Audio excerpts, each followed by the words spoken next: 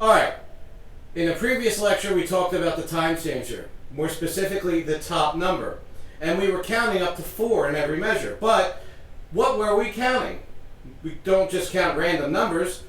So this lecture we're going to talk about notes that we will be counting. And our first note to discuss is the whole note. A whole note looks like this.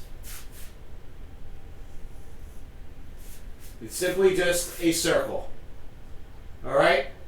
Now, a whole note, if we think about fractions, a whole note should take up a whole measure, right?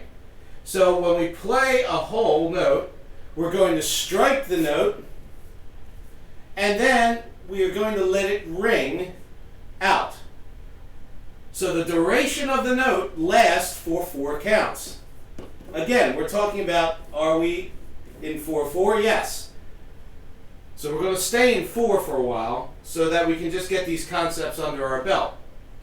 But the whole note, again, you strike the note on 1, and then the note will ring out. So if you're playing a guitar, if you're playing a piano, if you're blowing through a trumpet or a clarinet or any other instrument like that, you can hold that note out.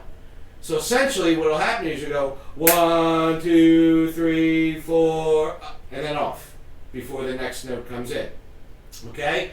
So the value of a note, there's 2 parts to it. There's the attack of the note. That's when you actually initiate the note, when you actually play something, you hit something, you sing something, whatever it is. There's the initial attack of the note. And then there is the sustain of the note, which is you holding that note out or letting that string ring or whatever else you need to do to allow that note to fill up its full value for the whole note. So you strike on 1, and then you let it ring for the next 4. Okay? So 1, 2, 3, 4, the next 3 counts. So boom, and then let it ring. Okay? So a whole note takes up in 4/4 a whole measure. It's worth 4 counts.